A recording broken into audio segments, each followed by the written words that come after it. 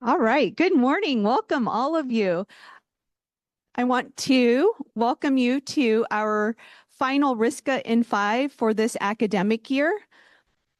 This is a RSCA in 5 that's focused on transformation and rites of passage.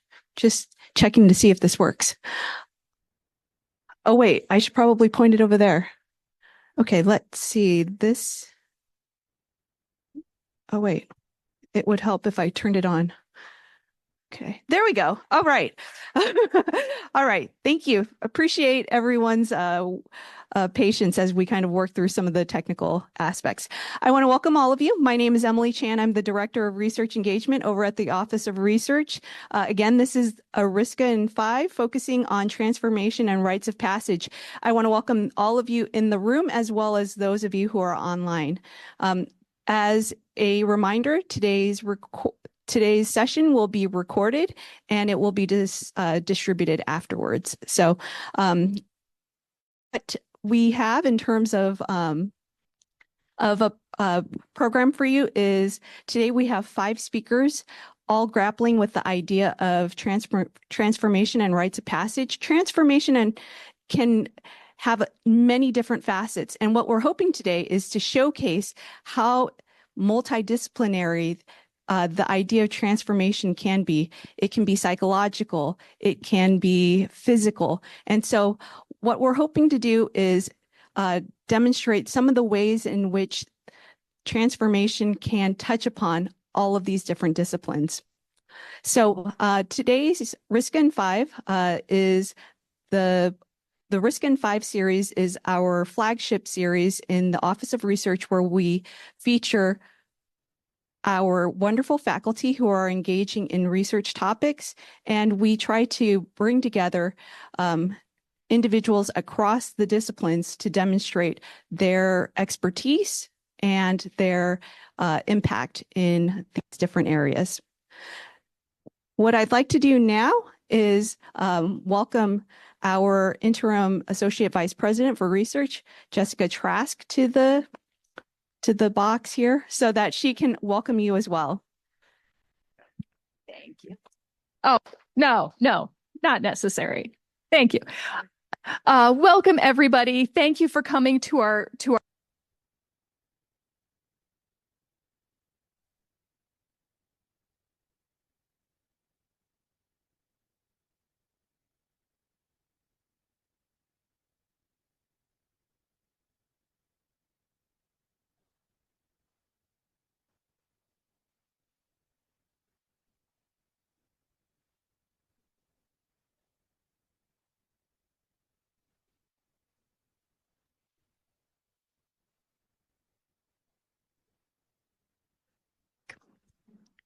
talking about the levels of transformation, even on like a molecular level and reintegration. And we had a really great talk, and I was like, we need to, I'm not sure what we're going to do, but we need to do something to pull together the amazing expertise at our university to make this a bigger conversation and involve more people. So Susie, thank you so much for being the originator of this idea. So we'll be having our speakers, and then I will be moderating the conversation afterwards. So I hope everyone is taking copious notes so that we can have a really great discussion. And then, of course, we have lunch afterwards. So we'll all be able to sit and chat some more. Emily, do I need to change the slide or? Oh, wonderful. There you go. No problem. Yes, please take it. Thank you, Jessica. Okay, so let me just go over some of the logistics for this. We are recording today's events. We will have a shared Q&A after all of the presentations. That helps to ensure that the Q&A is a little bit more holistic and that the faculty members can talk to one another and respond to each other's research. For those of you here in the room, if you would like to ask a question, we'd like you to raise your hand, and we would like to pass the mic to you so that our viewers who are online may hear you as well. And if you are are in the room and you need to leave, please do so during applause, okay? And as Jessica said, we would love for you to continue the conversation after all of the presentations at a lunch. Okay, so without further ado, here is today's agenda. And you'll see a variety of different topical areas. And so first off, I would like to welcome Dr. Wilson Yuan to the stage. He's an associate professor from Justice Studies, and he's going to talk about immigration and crime in our neighborhoods. Thank you. Yeah. And just advance here, and the computer that is connected. Where's the timer? And Rachel is going to talk. Oh, okay. Perfect. Should I start? Ready. All right. Hello, everyone. My name is Wilson Yuan. I'm from Justice Studies Department. Today, I will do an overview of the project we have been working on in the past several years with my colleagues and students. So for the project, we have two goals. The first objective is to obtain a better estimate of risk factors for victimization among Hispanic and Asian legal and illegal residents. So we know that San Jose is a very diverse population. Often we just categorize all the Asian subgroups, right, into Asian and subgroups of Hispanic into Hispanic. But we want to really look at the subgroups. What about Chinese, right? What about Vietnamese? What about Asian Indians? What about Mexican, right? So we want to study a subgroup, their risk, their victimization experiences. Second goal is really to conduct quality interviews to understand individual victims, how they cope with victimization after victimization occur. So focus on legal and illegal immigrants living in San Jose. So these are our two objectives. Like this. Oh, this one is, I think it takes a couple minutes. All right, so this is the second slide, methods. So for the methods part, I have two slides. First one is the quantitative part. So quantitative part is the major part. We surveyed around 22,000 residents living in San Jose. As you can see, the response rate is around 17%. So in the end, we got 3,756 individuals living in San Jose. And so these are the census tracts we randomly select in San Jose. So we got 22 census tracts out of the 213 census tracts in San Jose. And as you can see here, this is the kind of the poverty factor here. Downtown San Jose, red, right, high poverty. So in our sample statistics, as you can see, we got 40%, around 40% first generation authorized, 1% generation unauthorized. Second generation is around 21%, 37 is around 37%. Third or greater generation, race ethnicity, 33% white, 22% Latino Hispanic, 2% African American, 35% Asian, and 7% other. And we did create survey weights after doing the data analysis to adjust the discrepancies compared to the 2020 census data because we did use the 2020 census data to conduct our multi-stage stratified sampling methods. So for the quality interviews, we did follow up with victims in the survey, and then we also did outreach, to our community agencies, more than 100, community organizations, law enforcement, nonprofit, victims, services, right? And we did focus group interviews among stakeholders and also individual interviews among stakeholders. So we did 10 individual interviews among stakeholders. We did 52 community interviews, community member interviews. So all of them are crimes or victims of crimes, mostly domestic violence survivors and other violence victims.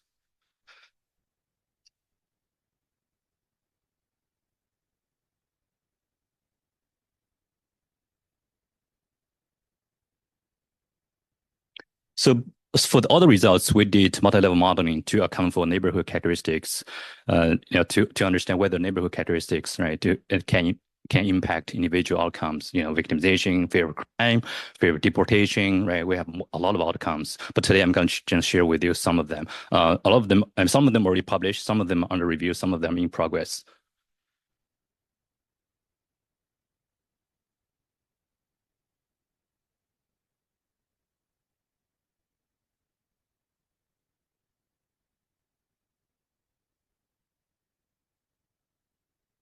Very good. Next.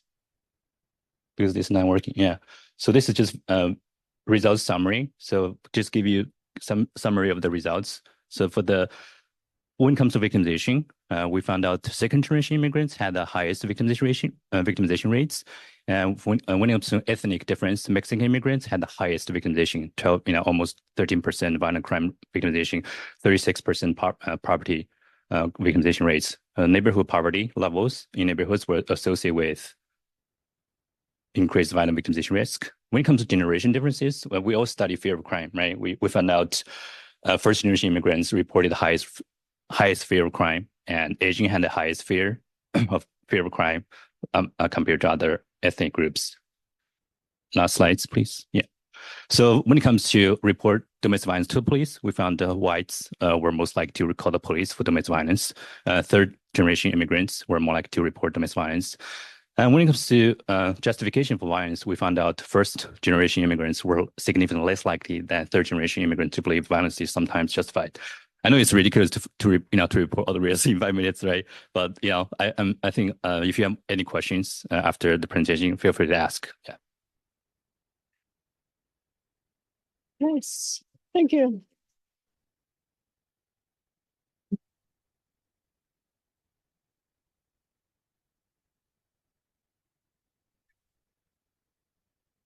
Thank you so much, Wilson. Next, we have Chayla Samuelson, who's going to talk about A Translator's Tale. And apologies, let's see if that clicker seemed to not work that well. So we're going to see if this one works a little bit better. No. Let me see if this one does. No. Oh, here we go. Did you do that? Oh, you did that. Okay.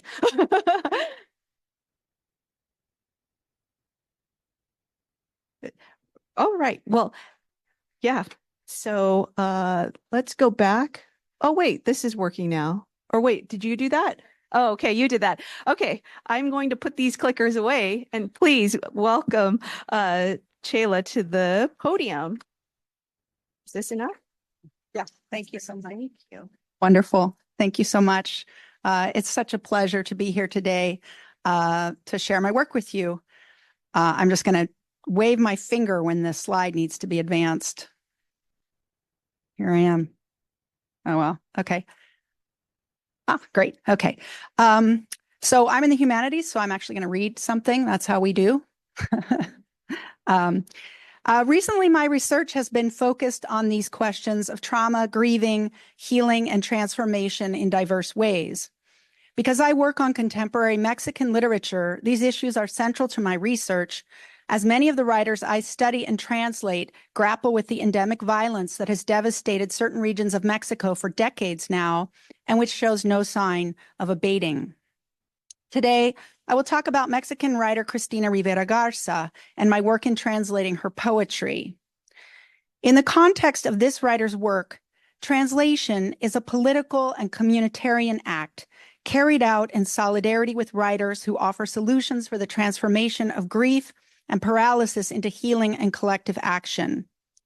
Winner of a 2020 MacArthur Fellowship and the Pulitzer Prize in 2022, Cristina Rivera Garza is one of our most celebrated contemporary Mexican writers.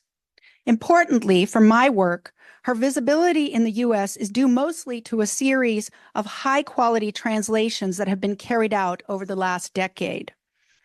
In addition to her cross-genre novels and poetry, she is the author of several influential books of essays. Do I have the clicker? Or, yeah. There we go.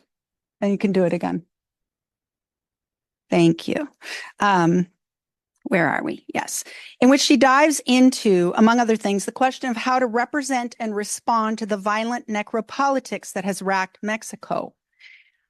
As I have written in reviews and articles in The Restless Dead, Necro Writing and Disappropriation, translated by Robin Myers, and Grieving, Dispatches from a Wounded Country, translated by Sarah Brooker, Rivera Garza explores how terror and trauma can result in a personal and collective paralysis. In Mexico, this is not merely a theoretical discussion. as the very real threat of reprisals and the constant drone of criminal impunity has submerged certain parts of the country into a fearful state of watchfulness. With her writing, Rivera Garza offers us a way of thinking about the task of grieving that calls for a transformative, collective response to individual trauma, based in part on the Mije anthropologist Floriberto Diez's theories of tequillo, or communality as collective labor. These theories have inspired a generation of writers and activists in Mexico. In 2020, the world, I think we can keep going there. I think I'm one slide behind, sorry. There we go, or forward. There we go, one more, there we go. In 2020, the world became aware of how deeply personal these topics are for Rivera Garza. With the publication of El Verano Invencible de Liliana, this fearless writer exposed her deepest and most private trauma, the feminist side of her sister Liliana by a jealous ex-boyfriend, and the 30 years of silence and impunity that covered it. The book draws on Rivera Garza's advocacy for her sister's unsolved case, the memories of family and friends, and on Liliana's own notebooks and diaries to not only ask for help in solving her murder, but also, most significantly, to bring Liliana back into the light. Readers of this powerful and devastated book come away with the most beautiful sense of Liliana as a brilliant, funny, and complex young woman. In the early days of publication, I joined other readers in posting images of themselves, physically carrying the book with Liliana's photo on the cover to locations around the globe. The result has not only been the discovery of the whereabouts of Liliana's killer, but also a radical healing and transformation, not only of Rivera Garza's personal grief, but of an entire community of readers who find connection and a call to collective action in her work. Personally, I would like to say that, oh boy, having known Christina since 2006, I have perceived the transformation of the writer herself. In speaking publicly about her sister now, she is luminous, easy, and open. She is able to focus on her sister's unique personality and sense of humor in a way that shows just how healing this process has been for her. I'm going to skip ahead to the more of the translation because it looks like I'm out of time here. So can we go? There we go. One more. Yes. So I see my work as a co-translator of Rivera Garza's poetry as part of this collective healing and bringing into the light of not only past traumas, but also the transformation of these most private griefs into collective action, whether it be the public procession we carried out in Guadalajara for the public presentation of the book, or our participation with hundreds of thousands of women in the annual M8 March against Feminicide that takes place in Mexico City every March 8th. Although many see Liliana's Invincible Summer as the first public acknowledgement of her sister's death, in our work with her poetry, my co-translator Ilana Luna and I have found traces of Liliana everywhere. To finish, I'll just read a tiny bit of the translation of the poem Not Terrorized, No, which was published in Harper's Magazine in 2022, and which explores these themes of terror, grieving, and collective action. Slide. One who keeps praying in their body, beneath the vaulted dome, deep in the fog. See also genuflection, adoration, reverence. See also fear. Feel also the terror. You must understand something. Looking at your empty hands, for example, feeling the weight of the body that isn't there. Clawing, which is growling with your fingers. Trembling, mortifying. A wall is also a thing made of mist. The one who asked for, or the many who ask for, the many who come together to join hands and pray. Supplication is an infinite action. The mother who sees her daughter's shroud, the sister who waits, an uncle or cousin who breaks down, a spectral circle. We must unearth a door in the center of the wall, a doorknob at the edge of a rectangle, a tiny key, a drain, the hand that trusts, the step that is taken. Thank you.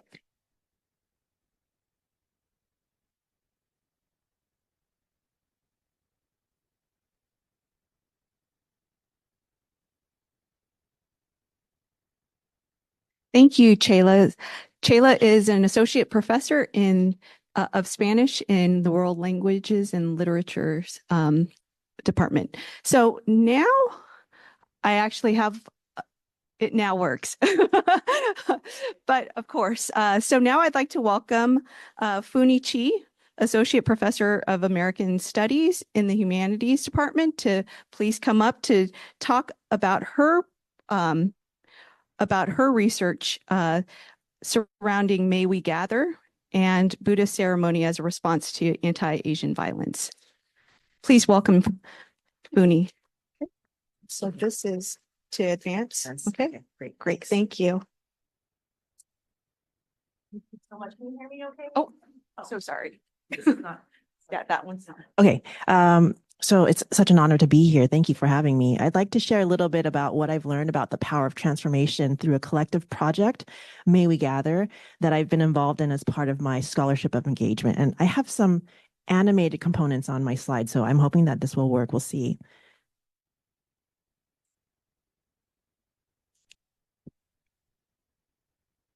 Okay, May We Gather came into fruition as a collaborative effort to address the compounding violence and suffering of the pandemic era. As you may recall, in addition to ushering in a period of social uncertainty and isolation, the scapegoating of Asians as sources of contagion brought to the surface lingering and historical strains of anti-Asian sentiment, resulting in hyper-visible moments of racial antagonism, religious hostility, gender-based violence, and other forms of explosive tensions. For example, in November 2020, 6 Buddhist temples were vandalized in Santa Ana, California. At the Huangtik Temple, Buddhist statuary was desecrated with spray paint, and one statue was tagged with the word Jesus. In the midst of these unfolding incidents, I contacted 2 colleagues and friends, Reverend Dr. Duncan Yuken Williams, professor of religion at USC and Soto Zen priest, and the writer Chen Xinghan to organize a Buddhist response.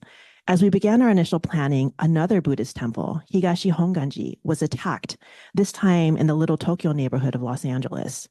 A window was smashed, lanterns were toppled.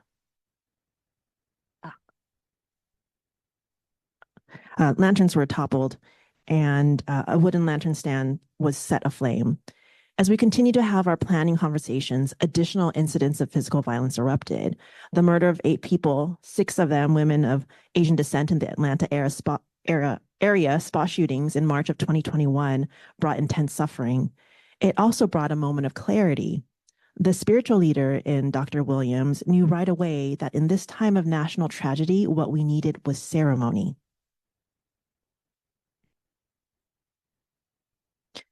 On May 4th, 2021, exactly 7 weeks or 49 days since the Atlanta area spa shootings, we gathered at the recently restored Higashi Honganji Temple in Los Angeles to mark an important transition for the bereaved in Buddhist tradition.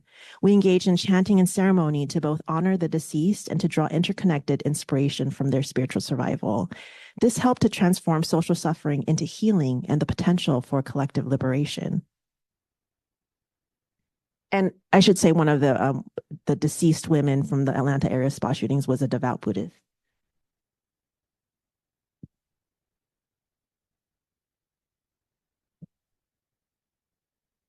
Can you help advance the slide one? Oh, thanks. Great. Okay. On March 16th, 2024, we held our 3rd year memorial. For this memorial, we gathered at the site of a former 19th century Chinatown, marked in red on the map above. And this Chinatown was burned to the ground in 1876. We chose Antioch, California as the site for our 2nd gathering because the scapegoating of 6 Chinese women that incited the burning of the city's Chinatown highlighted a parallel to the 6 women of Asian descent who were blamed and killed in the Atlanta area spa shootings. In addition to continuing to memorialize the ancestors from 2021, we also paid our collective respect to Yik Oi Huang, an 88-year-old Chinese-American grandmother in San Francisco who was assaulted and killed in Visitation Valley in 2020. We were honored to have her granddaughter, the community peacemaker Sasana Yi, as one of our several special guests. Okay. Our 2024 memorial also included a new ceremony, the redressing of the birthplace of Antioch marker, to invoke new possibilities of meaning and to cultivate more just relations as a pathway for collective transformation and liberation. The birthplace of Antioch marker contains a plaque that provides a troubling narrative of the quote-unquote founding of Antioch. As part of the healing offered by the pilgrimage, the closing ceremony at this site intended to redress this monument and its exclusionary settler narrative with katas, or Tibetan scarves. Following the redressing of the birthplace marker by all participants, Khenpo Padra Gyatso led a Tibetan chant and flower offering in front of the monument. Reporting on the ceremony for the Buddhist publication Lion's Roar magazine, former associate editor Mahiri Tilakaratne called attention to the way in which gathering and ceremony offers not only a means to honor our ancestors, but to transform our suffering into healing. As she wrote, the event also featured a profound but unplanned moment. As Khenpo Padra Gyatso performed the closing ritual, a train blared in the distance. As soon as he finished chanting, the train came barreling through. For over 2 minutes, its rumbling coursed through our bodies. I felt chills, tears stinging my eyes as I thought of the Chinese immigrants who built these railroads, the Japanese Americans who built up California's agriculture industry, yet were taken to internment camps on tracks like these, and the countless others who built our country. This was our ancestors making themselves known. Or in the words of May We Gather, the train can remind us that together, our voices are a powerful reminder that we are not alone in suffering and in healing. So I just wanted to play a little clip of that. It's just 20 seconds from the Associated Press, who was sent to cover our gathering. And in this clip, you'll hear Sasana Yi reflecting on her experience, and then the train / our ancestors signaling their presence at our transformational gathering. Start at the 124 mark.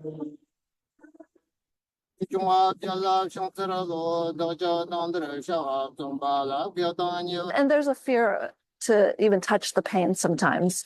So slowing down here and being surrounded by so many loving people, there's the permission to touch that pain and to know that I'm not alone. Through the media or through education, these histories. Thank you so much.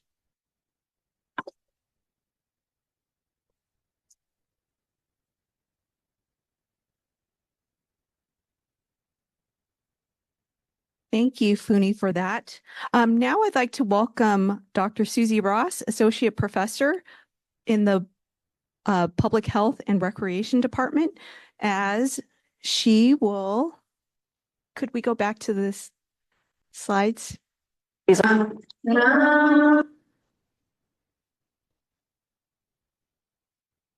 Great. As she presents Figure 8 model of personal and systems transformation. Let's welcome Susie, please. Should I use this? Yes. Okay. Very good. Thank you all for being here. I'm so happy to be here. And thank you so much, Jessica, for making this and the rest of the team helping to make this a reality. So I'm going to be sharing my doctoral research and then the last 20 years of my research has all been around transformation and studying the phenomena of transformation. And so I'm going to share with you the foundations of the original research that I continue to address. So it begins with this problem of integrating life-changing experiences, because everyone here has had a life-changing experience. And we go through that life-changing experience and you think, I am a different person. I feel different on the inside after traveling abroad or coming to a new country or starting a family or living through a death or going through a disease. We all have these powerful life-changing experiences, but what happens afterwards? What happens after the dust settles? How do we integrate the life-changing experience into daily life? And come to find, there's not so much knowledge about this. So where do we go to understand this very complex phenomena of transformation? Well, our elders knew well. All of the elders, all of our ancestors gathered for millennia before we arrived on the planet, and they knew very well about transformation. And it's evidenced through rites of passage, through initiation, these ancient ceremonies that help people to transform to become a leader in their communities. And the elders were the ones who would facilitate that. And this is the circle you see there that's the formula for transformation. So far, really good luck with this. Here we go. Go for it. Click away. Okay, so there's a pioneering psychiatrist, Stanislav Grof. And in the 1950s, there was a psychedelic revolution causing incredible healing among many people. And Stanislav Grof was in the middle of it. He facilitated 4,500 sessions. And what did he find? Please, next slide. That all the drug, the psychedelic, can do is to bring previously unconscious material into consciousness. Next slide. The outcome of this process depends critically upon what? The way the material is dealt and integrated. Next slide. What this means is increased awareness does not equal transformation. Next slide. So what this means is it feels like transformation, but until we integrate it, it's actually not. We haven't transformed. Next slide. So I studied about 15 or more disciplines to try to understand how actually does this happen. Come to find, nobody really knows. So I conducted my research. Next slide. So I use a participatory action method paradigm. The method was cooperative inquiry. The analysis was hermeneutic phenomenological approach. Next slide. And the primary outcome was that this was the answer. What we discovered after those 13 months of analysis was that indeed it is possible to integrate a life-changing experience. How? Going through these 9 phases, what emerged? What emerged is that the human being goes through these 9 phases to integrate the experience and then transform. Next slide. Now, we did have an unexpected outcome, and that is that over here on the left are the findings. That's how you integrate. Next slide. Next click. Okay, so there's the transformative experience, the life-changing experience at the top there. Next click. And then we have the ancient rite of passage formula over here. And then it dawned on us, my goodness, that transformative experience over there on the left top is what you see on the right. It's the transformative experience. So if you put 2 together, next slide, if you put those together, what do you have? Next slide. That is the symbol of transformation. And that is what changed my life. I saw this for the first time in 2007, and I've dedicated my life to communicating the meaning and implications of this figure 8 and what it is really, how transformation transpires. And so what we discovered is that the transformation transpires in a figure 8. Next click. The upper part, click again, is the transformative cycle. This is when we have the life-changing experience. We've known this for about 100 years. Next click. Downward part is what we didn't know. It's the invisible. It's the hidden half of transformation. Next click. Okay, click again, please.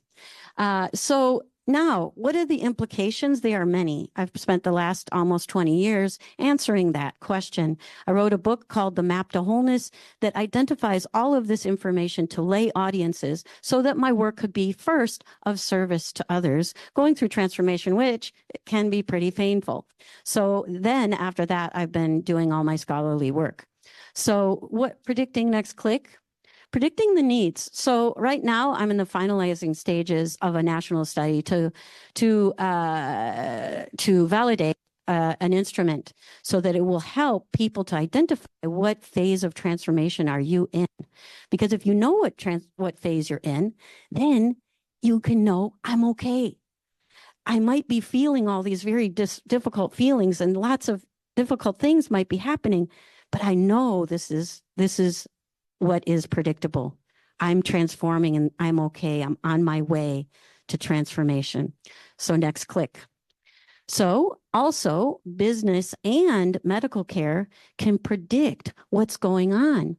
You can identify who's my target market, who's coming to our hospitals, what phase of transformation are they in, what phase of transformation are our veterans in, what phase of transformation are our clients in. Next click. You can design your services towards your target market. Okay, most of our clients are in the lower half of the figure 8. Now we know their needs, their motivations, what's going on for them. So we can curtail our services. Next click. So then we can predict what's coming next. Next click. So you can click again and again and again, so that we can see that how to predict our constituents' needs. So that's the end of the story. And I'm excited about the discussion. You can go next click now.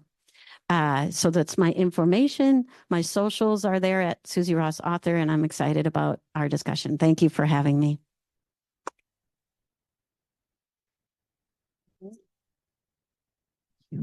Thank you, Susie. I think we have an extender now for this, so the signal is much better.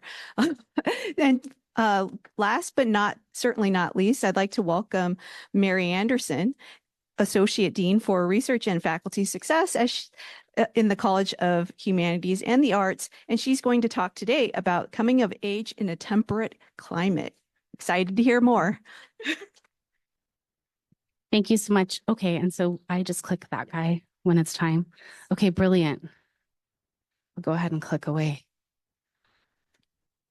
All right, so great to be here, and thanks everyone for organizing this.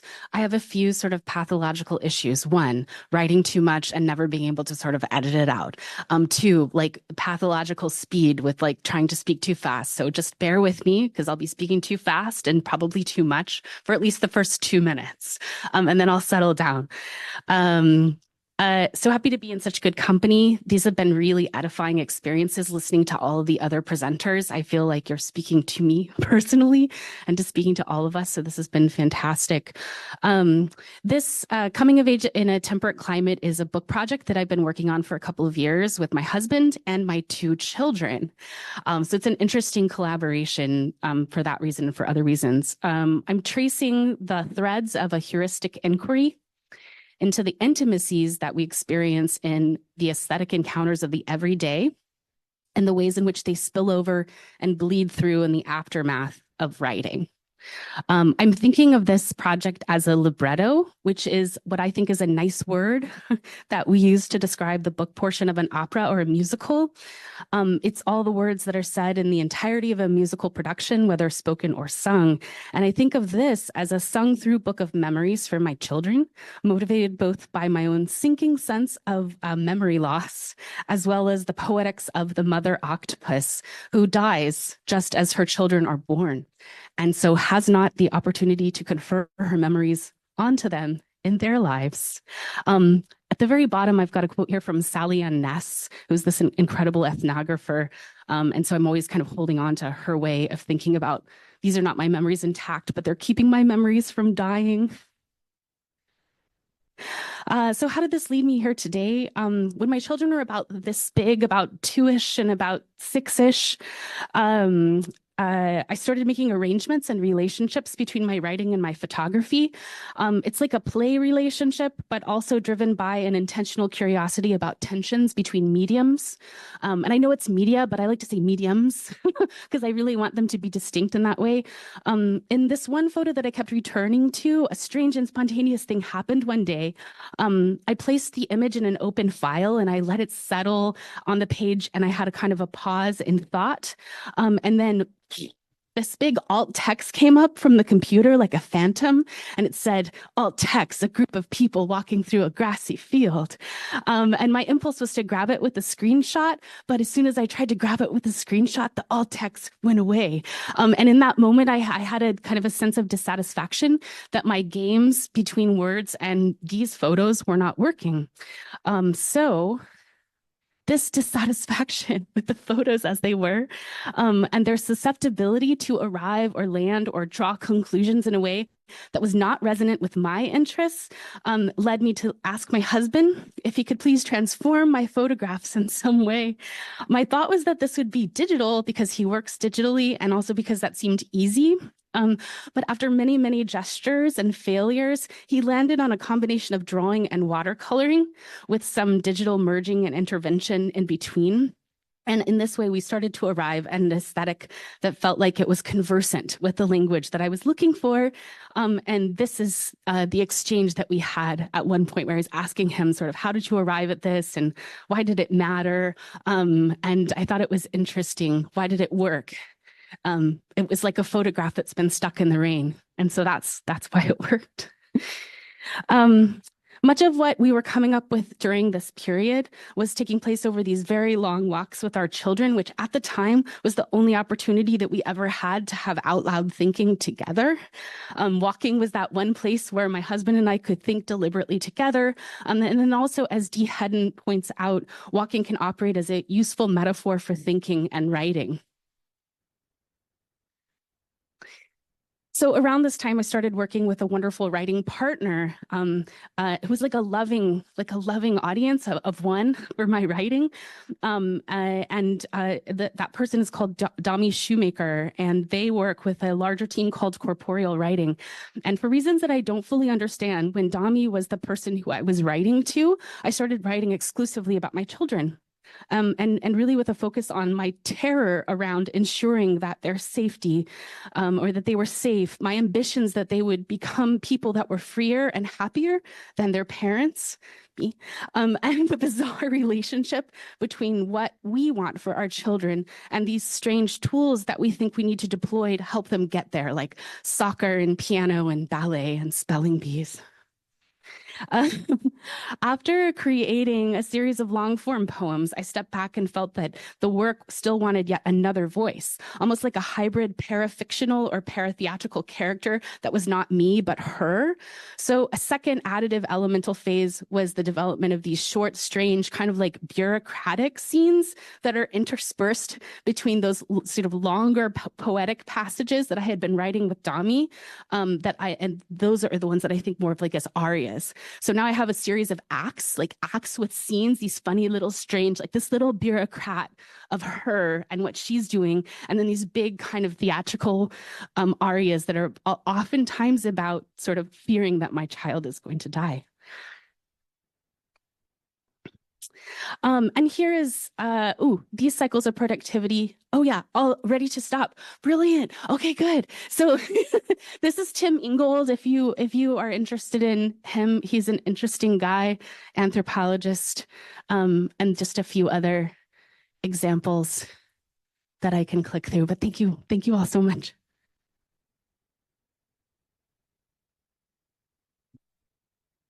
Thank you, Mary.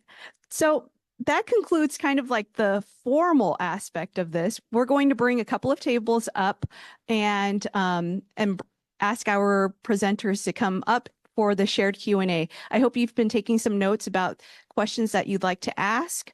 We'll also, for those of you who are online, if you have questions, please put them into the chat and we will ask them in the room. So give us 2 minutes while we kind of reconfigure the front here, and but we have some drinks and some refreshments, so please help yourselves to that, and it'll just be a moment. Thank you.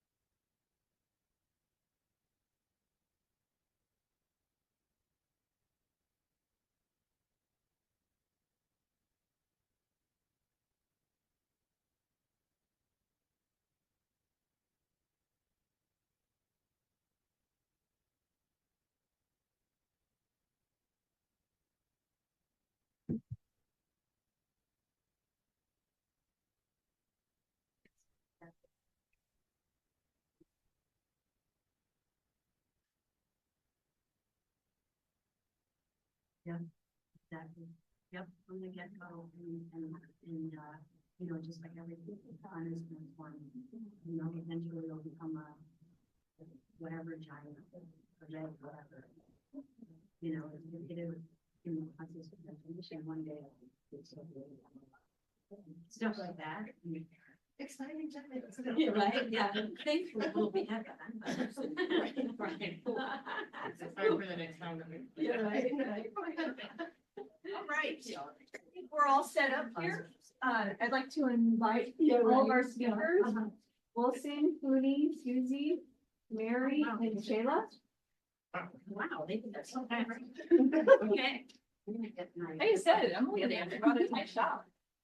Nice. Yeah.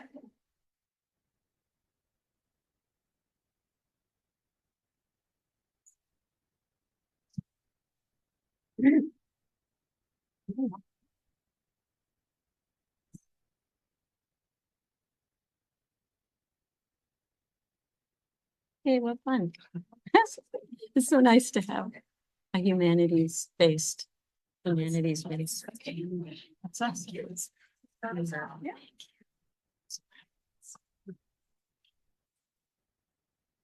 Anyone have a question from the room before I launch in? Okay. Well, I think where I would like to kick off the discussion is as a lapsed anthropology major. I think one of the things that struck me about the entire morning was that one of the through lines was generational relationships as both a source of healing and a source of trauma. And Mary, I was really struck by your discussion about how this was sort of this, as a mother, this constant sort of undercurrent of fear that your child will die, and how it's not, that trauma is sort of bidirectional. So I would like to get a sense from the panel of how in your scholarship you talk about navigating that that discordance and that combination of healing and trauma that people get through both generational relationships and relationships within their communities. We might want to just pass it around. Want to speak? Sure, I can speak. It's a really good question, and I think I had to skip a section of my talk due to slide malfunction. But one thing that I really am amazed by in Mexico is the way that this trauma is processed through generations, and how it's really the mothers and the sisters and the daughters who are engaged in the search for the disappeared women, and that is a tremendous source of trauma, of course, but also a tremendous source of collective action and strength. And so that's something that I see a lot in the work that I do on Mexico.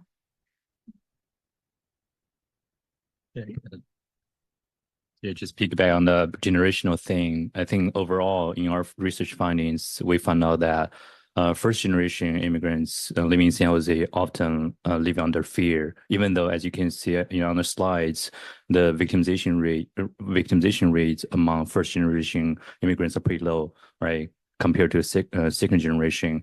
But the fear is very objective, right? It's abstract, right? But it's the fear. It's pretty potent among our first generation immigrants. Don't even mention the legal status, right, of our community members. And I think there's several themes emerged from our qualitative interviews too. I didn't touch at all because just so much, right? We were still in the data cleaning process, preparing for manuscript to submit. But another thing is that the resilience of our immigrant communities, often you don't hear anything, right, from the news because they're hidden, not willing to share anything. So we did a lot of work to outreach. We did 7 waves of outreach, at least 7, if I recall. Home Depot, right? If you know what I'm talking about, Home Depot, right? All the services in San Jose. I mean, to be honest with you, the Bay Area, in the, especially we focus on Santa Clara County mainly because the grants was, dedicated to the Santa Clara County. And one overarching thing is really the resilience of the, immigrant communities, how they mobilize resources, like I was talking about the informal social control, right? The informal resources. Now we don't talk about how they cope with violence in their neighborhoods. As you can see the map, right? The poverty, was really concentrated in downtown San Jose, right? Also kind of east side of San Jose. These are the neighborhoods we study. And I think it really echoes what everybody discussed today. To touch on that question, in our example with May We Gather, during the pandemic era violence, one of the major concerns was the fact that even within the broader AAPI community, it was the seniors that were particularly being threatened. So in that regard, there was a lot of concern from younger generations about the elders, but then also thinking about this longer history and looking at not just the racial violence, but how that's been, as part of this history, tied so much to religious violence. The idea of Asians have for a long time been like a racial and religious configuration, that when thinking about earlier histories of marginalized Asian religious presence in the United States, it's been a history of destruction, but it's also been a history of those ancestors then coming together to rebuild their temples over and over again and rebuild their communities. Like in Antioch, in the Chinatown, when the Chinatown was burned down, people came back and they tried to rebuild over and over again. And so seeing that aspect of like concern for the ancestors, and honoring them, but then honoring them with this acknowledgement that they had this sense of survival that was also a spiritually motivated survival to keep going, I think was a very powerful thing for us to see during that moment and hold on to.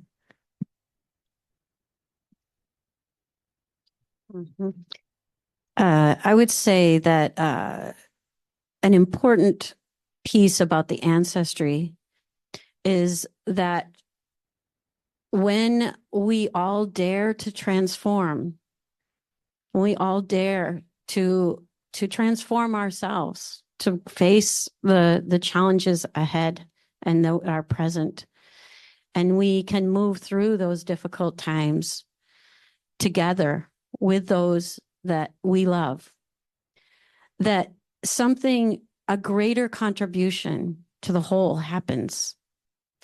And so, for example, in the many stories that you're hearing from the panelists here of tragedy, it is the elders in our community who have dared to transform that then gain wisdom through the process, can guide us through these really difficult experiences. And so you'll hear, perhaps in some of these stories, about how the elders led the process of healing. And they led it because they transformed, because the process of transformation brings that inherent wisdom and strength and resilience. So that's an important piece that I want to highlight. I'm sure there's something else too, but I'll stop at that. Do you want to, you can keep, this is good. Okay, yeah. Well, I think we have a question in the audience. Thank you, everybody. This was really super fascinating, and I'm glad to see people I already know on the panel and other people I don't know. I'm learning so much. My name is Kathy Harris. I'm the Director of Public Programming for the College of Humanities and Arts. We made up that title, so don't try to figure out what it is. My job is to do outreach, and we went to National Humanities Advocacy Day in DC last Tuesday to articulate the value and need for humanities and human legislators. And we didn't just do humanities, we wrapped it around everything we do in the whole CSUs and talked about the beauty of it. What I'm really struck by what y'all are talking about in an academic setting are things that these legislators would want to know. And so I guess my question for you is, as you write into your own RSCA and into your own disciplines and areas, I'm wondering if you also have a plan for a report out with a parallel piece, whether it's just a beautifully designed data science, data storytelling, from the immigration and immigrants and fear, to Funi giving us that clip at a larger basis, translations, talking about elders, and Mary talking about climate, all things that are really important that legislators are trying to wrap their heads around, that we're already doing at the CSUs and SJSUs. I'm wondering if there's a blog post, if there's a photo series, if there's something or an interview that you could see, envision getting out there to get to the public the beauty of what you're talking about. And as I walk to the front, I just want to put in a plug for the ability of the Office of Research to support assets and communicate them. So, you know, I want to second what Kathy says in terms of need, and get your feedback on the form that could take as to move the conversation today, which was so touching and so heartbreaking in many senses, into something that can be shared, and if that's even possible.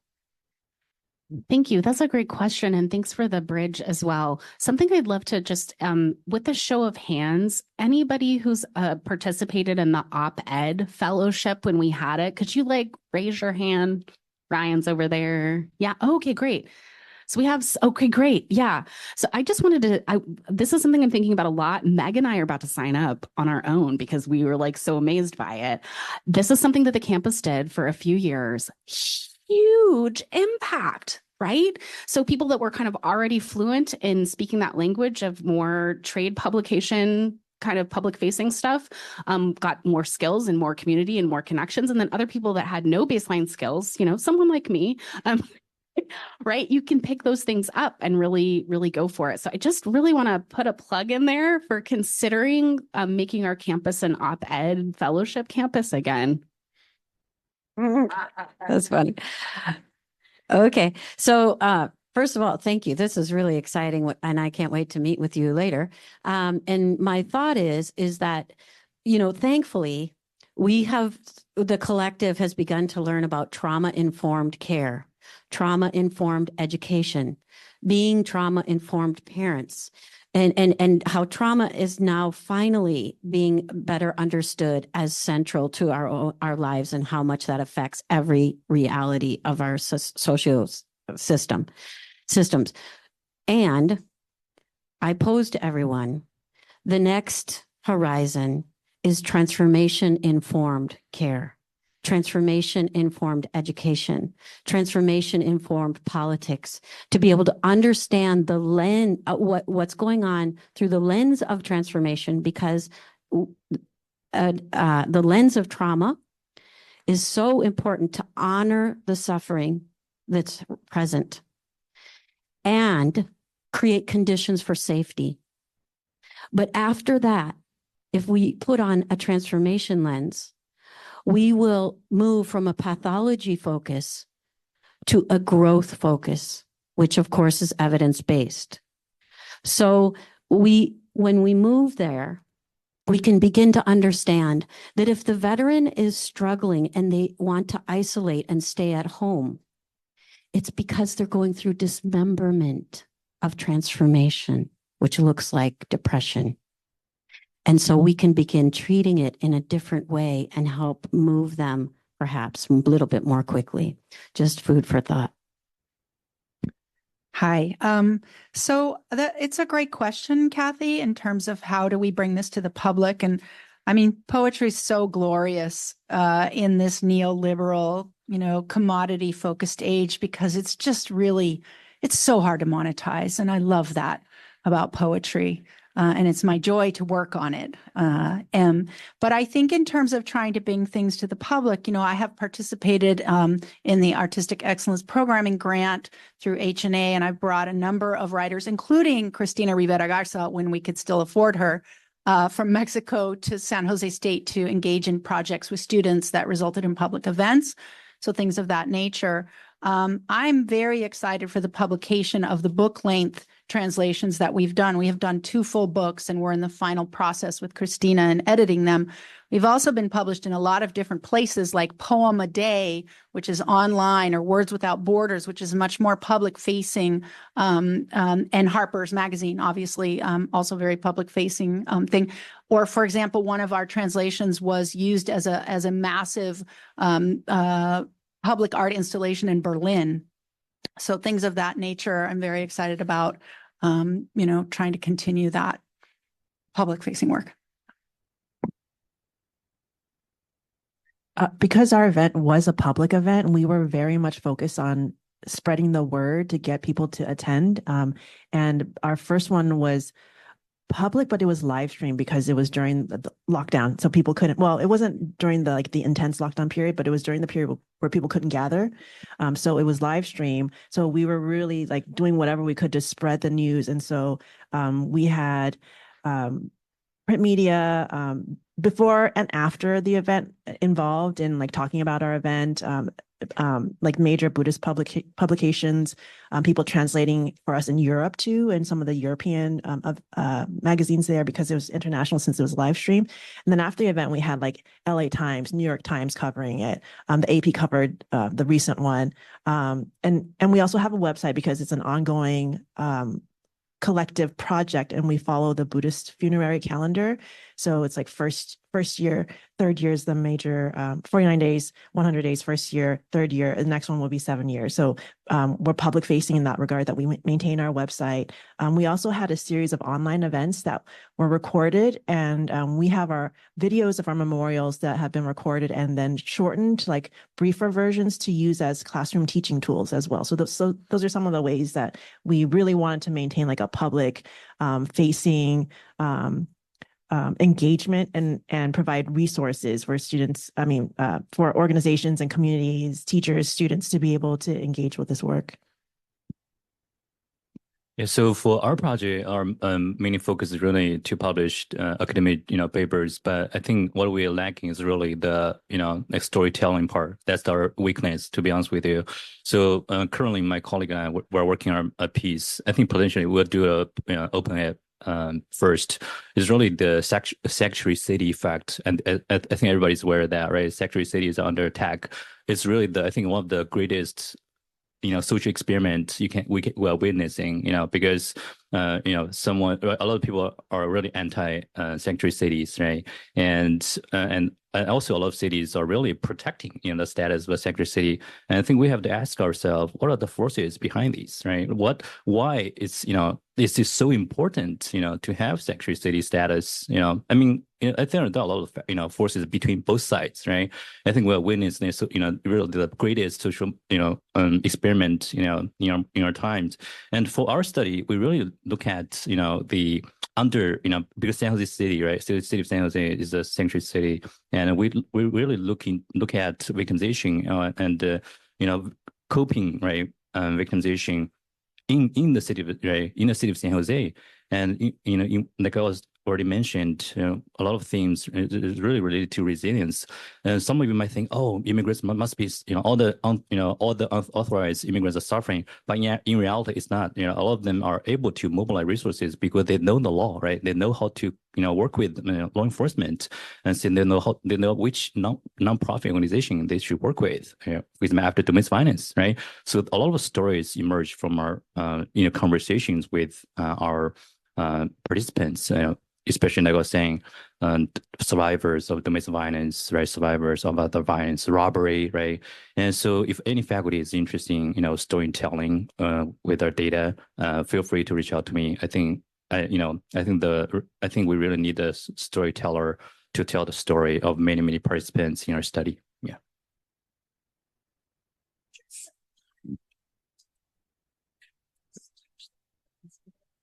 Super easy one to do. SJSU News Center is amazing. They push out blog posts constantly as professional journalists. I would say everybody on this panel, and Mary has done this with me, contact the person who is assigned to your college For H&A, it's Julia Halperin Jackson. Pitch them a story with a hook, and they will produce something. They will then go to their editorial team and pitch it to them, and then they can get a story out there linking directly to the work that you're doing that makes it legible in many ways, including to our C-suite. This is also for people listening. Use SJSU News Center immediately and often. Get an interview, ask them to interview a student, which they love to do, about your work, or a community member. So you're not doing the writing, you're getting a professional journalist to do it. And don't all email Julia Jackson, she'll kill me. All right, with the knowledge that I am the only thing standing between everyone and food, I have to ask one last question of our panel to sort of tie everything together. We've talked a lot about different routes to integration, whether it's access to the wisdom of the elders in the community, psychedelic drugs to enhance experiences, which then can aid that integration. In an era of increasing social isolation, where many Americans are more disconnected from their community than ever before, and often then looking for community and finding it in problematic places.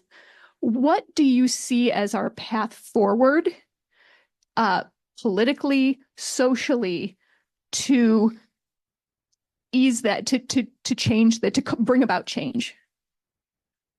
Jessica, thank you for that incredible question. And I want to actually just make a connective tissue, because it's something I wanted to notice about everybody here and offer up. One is the role of love. I feel like there's a loving witness in everything that you all are talking about. I don't know if it's, with the dispassionate perspective of an interviewer, I don't know that you would necessarily say, but for me, it's love, right? Love brings you to the table to listen to other people, to bring people together, right? To think of the theories, to work in conversation as a translator. And so I think about that loving witness piece of it, and I wonder where it falls in your figure 8. And then I also wonder about the retrospective gaze. Like everything here that we're talking about requires a retrospective gaze, deeper and deeper and deeper, because with the depth, the gaze gets bigger and bigger and bigger. And yet that's scary for people. So this is just, I hope this connects. Beautiful.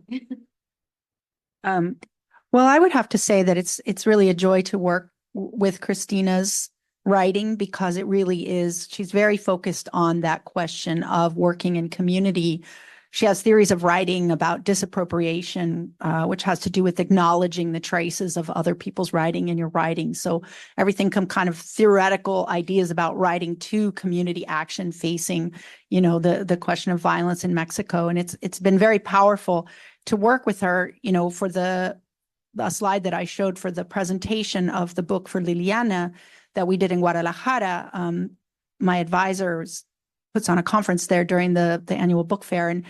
And Christina said, I don't want to do the usual. I don't want a panel of people talking about the book. And so Sarita put this thing together that involved, 6 different massive schools, yarn bombers, performance artists, musicians. They made a book out of the book based on the Violentometro, which is like the stages of domestic violence. They kind of took the book apart and put it back together. And we did a procession through Guadalajara to the monumento, to the anti-feminicide monument that's there. And it was incredibly powerful. And for Christina, I think, just thinking about healing and transformation, for her, it was really, really powerful. And usually, she said, I usually talk about it in terms of the impunity and the crime. And she said, but here I felt Liliana like she's here. And then there were hundreds and hundreds of students waiting for her in the night in the street to sign their books. And it was very beautiful. So I think that those kinds of events, that gives me hope in terms of that collectivity and that ending of the isolation, which can be like paralysis. So thank you. It's a good question. Related to that, I think our our collective is called May We Gather because there's such an emphasis on gathering and like because we are in a time of social isolation. And I think that is something that was not just needed in that moment, historical moment, but I think it's something that has been needed over the course of humanity. And especially during this particular political historical moment, I think that's something that's being threatened. And that's something that we need to take great care to protect and be intentional about fostering ways to continue to be able to gather and to gather with larger groups. And I think about the Harvard political scientists and the 3.5% rule that we need 3.5% of the populace to gather and protest nonviolently. And that's actually more effective in terms of creating change against political systems of autocracy, more effective than armed resistance. And that's the power of gathering. And I think that is a way to combat not just social isolation, but political attempts to enact purposeful isolation of different groups.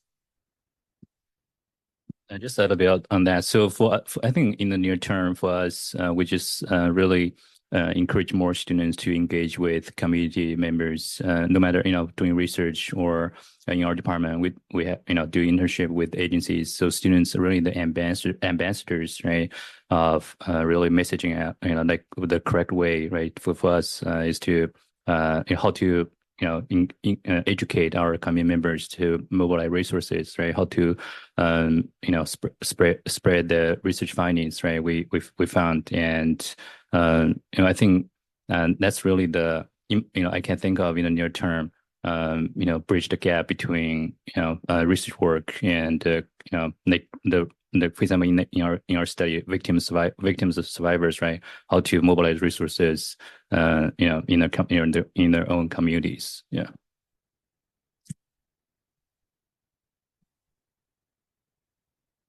When I listen to your question and everyone here, what comes to mind for me is remembering the piece about how this figure 8 is like a map of what transformation, the process of transformation.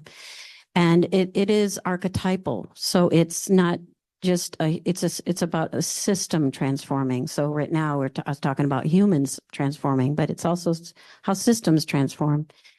And when we look at this era of isolation that's severe, that we're in an epidemic of isolation, of people feeling lonely, an epidemic of loneliness.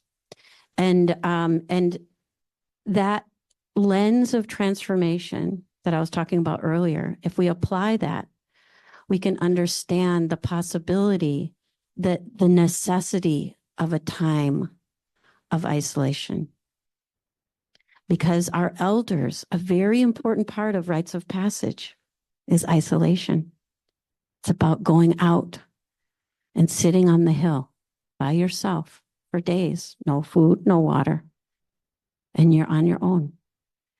And that time of isolation forces us to go inward.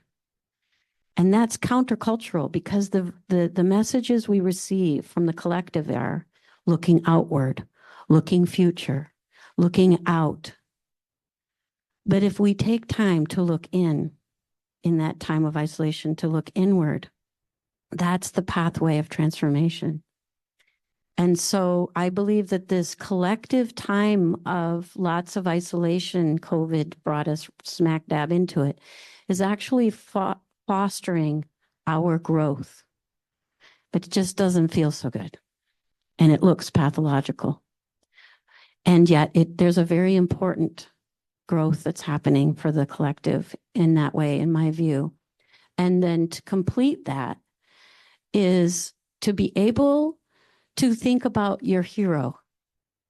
If everyone here thinks about someone that's a hero to you, and that person that's a hero, they became a hero because they transformed. They were able, just like the little caterpillar goes into the chrysalis and then it dissolves. And then after it dissolves, it reconfigures and it becomes a butterfly. And then it comes out and it flies. It becomes a totally different being That is what transformation is. That is our potential. It's not just a change. It's to become a totally different person with a different life that's completely 100% healthier on every level. And so as we dare to transform, to become, you just follow your hero. Your hero did it, and so can you. And that's where we are going as a humanity. And I might not see the full blossoming of that myself in my lifetime, but we get to support one another and ourselves as we do that. Well, I'd like to take an opportunity to thank our speakers again so much. I think this was a wonderful chance to share and learn. And it doesn't end now. Emily, is this where we invite? So we have food at the back. Please have something to eat, something to drink. And our speakers, I believe, are going to hang around. And this is a chance to chat and talk and make those connections. And thank you all so much for attending. And thanks to everybody online. Appreciate it.